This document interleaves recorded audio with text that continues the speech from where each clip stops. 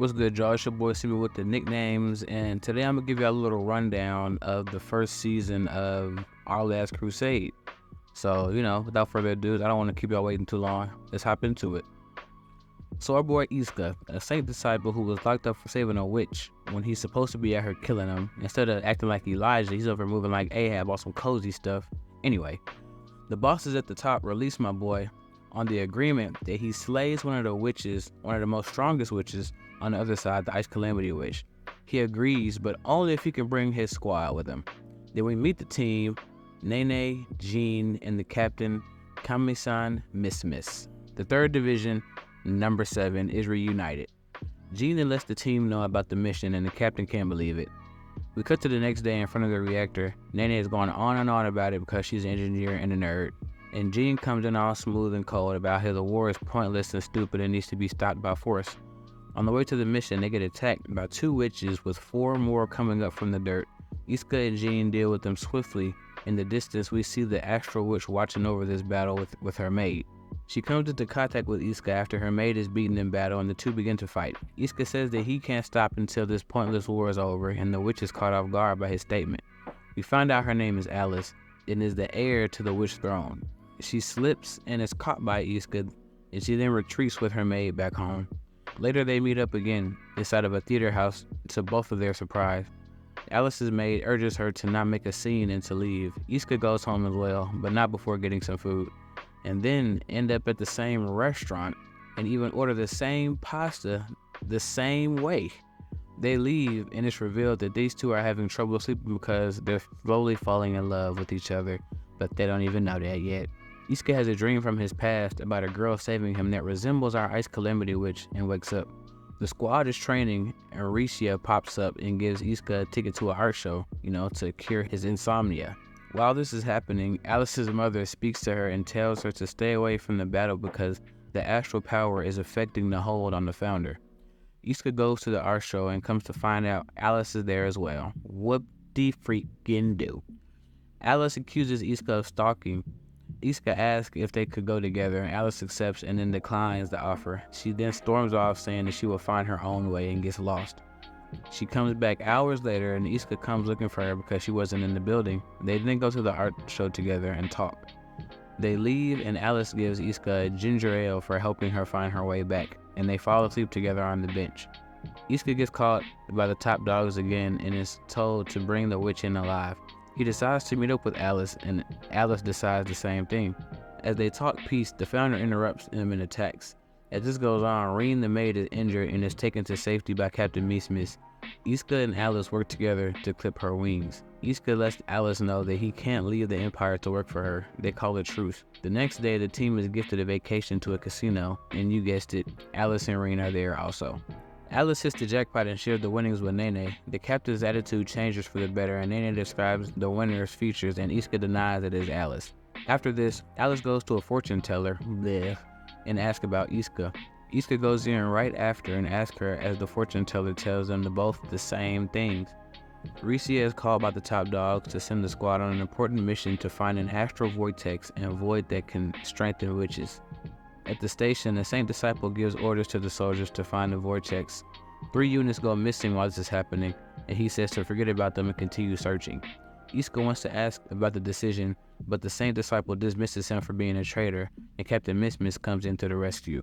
Alice goes to talk to the Masked Lord to figure out why they haven't reported the Void to the Queen and thinks he is lying. He later goes to find the Void to see that the Masked Lord was in fact lying and trying to keep the Void's power to himself. Iska and the squad find the vortex and are intercepted by the enemy, who is posing as comrades, and the captain is kidnapped and taken to Alice and Reen. Reen knocks Miss out before she accidentally snitches on them for having contact with her and Iska. Iska goes to save the captain, and after fight off this powerful witch, the masked man shows Miss into the vortex. Iska jumps in after her. Alice jumps in after him. She saves them, but are separated from the two. The next day, Miss is scolded by Jean for getting caught lacking, and Miss has a weird feeling on her left arm. Ricia comes in to let the squad know what the mission is, and Jean and Iska tell her she's tripping, but reassures them that it'll be okay. While they talk about the mission, Miss is still holding her left arm, and the squad says that she might need a first aid kit. So Nene goes to get a first aid kit and is revealed that Miss has somehow gotten a witch's crest. After some back and forth between Jean and Nene, Iska tells her that no matter what decision she makes, she is still their captain and they will still follow orders. After a while, Miss goes to sleep and Iska has the idea that he should live in the neutral city until this is fixed. Meanwhile, Alice has been looking for Iska for 3 days after the vortex incident and finds him sitting on a bench while he is in deep thought. They talk and Alice gets very comfortable. Then Reen comes in and stops all that buddy stuff. Reen gives Alice a drink, and surprisingly also Iska, who drinks it and falls asleep because Reen spiked it with a sleeping agent. They kidnap Iska. While they're walking away, Miss comes back and is confused on what's going on, and her mark begins to glow.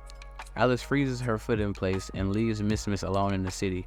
Alice and Reen take Iska to a hotel and handcuff him, while the squad goes to look for Iska in a prison that Ricia said that he was in.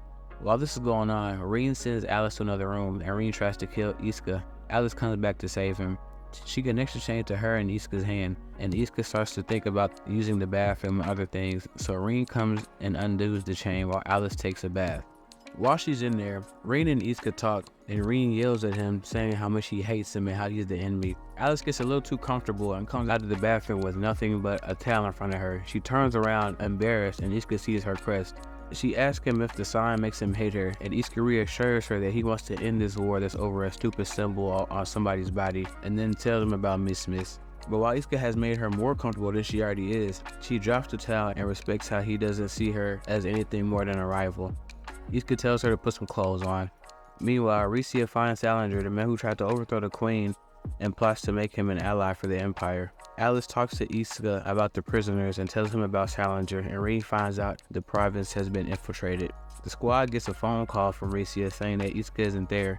She knew that already though, and they begin to make their way out. Alice is informed that a part of the prison has been destroyed and leaves to take care of Salinger. She gives Iska a handkerchief as a gift because the one that he gave her is messy.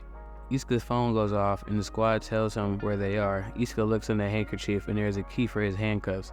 Alice and Reen begin to take command of the prison and Reen goes to find Salinger, but is easily defeated by him because he's just cut like that. Iska makes it to the prison and goes to find Salinger after he talks to the squad and saves Reen from a blow that would have killed her. Reen and Iska team up to fight Salinger. Alice fights the no-name assassin, Saint Disciple, but only for a little bit before he retreats.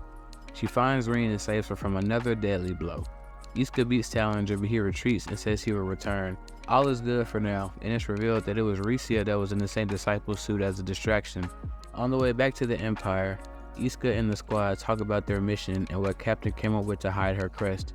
She did get embarrassed because she didn't think that far ahead, saying that she was too worried about Iska. We then see Alice's little sister, who was actually the witch that Iska released from prison in the very first episode, using her star to see that Alice knows Iska. Ricia goes to see the Emperor, and he says that he doesn't care about Salinger anymore because he sees the weakness that is Alice's love for Iska.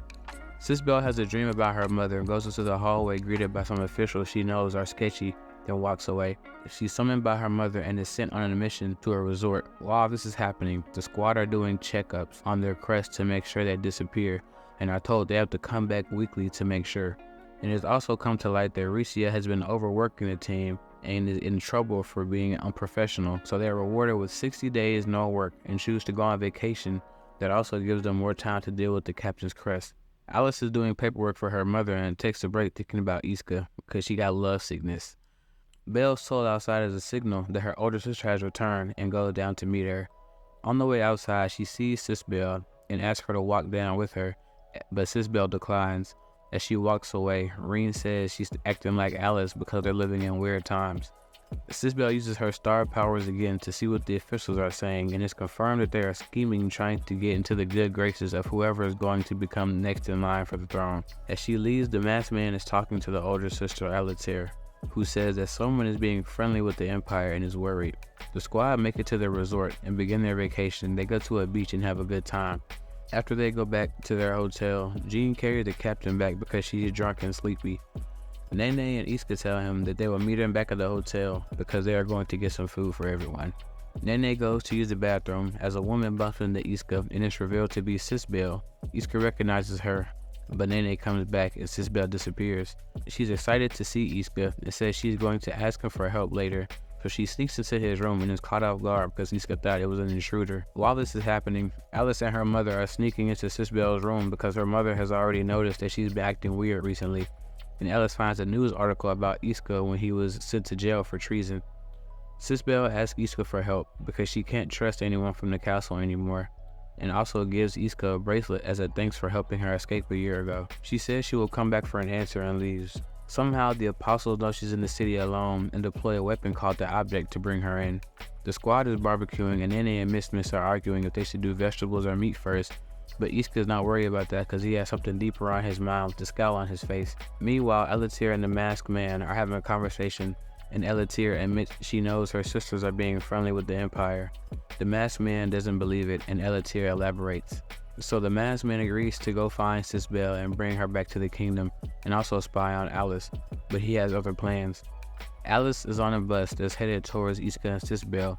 As the bus stops because of a basilisk sighting, Alice can sense something is off about the tracks and thinks it's a machine. The squad is walking back to the hotel while Iska is still troubled by the visitor he had last night. The captain's patch is falling off, and then they reapplies the patch as Jean tells the captain just focus on having fun and don't worry about the crest so much. But gets the idea to put a patch made by sovereignty like the people who kidnapped the captain. Iska goes to quote-unquote exchange currency, but it's really to meet up with Sisbel about the talk they had. And Sisbel reveals how she's always able to find him by using her astral spirit, and also who she really is as a princess. That Iska connects that she's Alice's sister.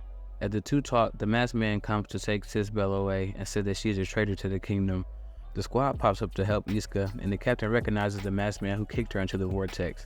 Also, the Object comes to take Sisbel away and sees the captain's crest. Jean fights the masked man and his minions for kicking Miss into the vortex. Iska goes to help Sisbel to fight the Object alongside Nene. Jean gets hurt fighting the masked man, and Miss uses her crest to fight back. The masked man sees that she has a crest and says that she can be a research subject. Jean then shoots him right between his face, and his mask breaks and he retreats. Iska continues to fight the Object, and it uses another form. Sisbel assists him and breaks the Object's metal shelling, revealing that it's an astral spirit, and Alice comes to help as they fight and defeat the spirit. After the battle, the apostles say they need to keep an eye on Iska and thought the Object would be more of a challenge. Sisbel asks if Alice knows Iska, and Alice declines. So Sisbel asks Alice to be her knight and fight for her. As Alice gets jealous, Iska leaves and reunites with the squad, not giving her a sure answer. Ricia and No Name are in the Emperor's chamber, and it cuts to Salinger saying he is interested in Iska. The Emperor goes to speak to Salinger, hinting that he has something interesting to share. The masked man goes to his princess and tells her to get ready for the election. Elatir goes to see the queen, and the queen knows that something is up with her. Later, Alice and Iska reunite at the neutral city, and Alice says that they need to not let people know that they are acquaintances, especially her sisters. As their rivalry continues, Alice and Iska agree that they will see each other when they see each other. And that is pretty much the summary of season 1. You know, season 2 is out right now. Actually, while I'm making this video, there's 3 episodes already out. So if you liked our last Crusade, then you should definitely continue to watch season 2. And the art style has changed from season 1 to season 2, but I think it actually changed for the better. I think I like the new character designs. So yeah, I will see y'all in my other videos. Thank y'all for watching. Deuces. Peace. The devil is a lie. I feel like Jeremiah when Jerusalem was set on fire. Scriptures get me higher. I'm charged up to go to war with demons. Me and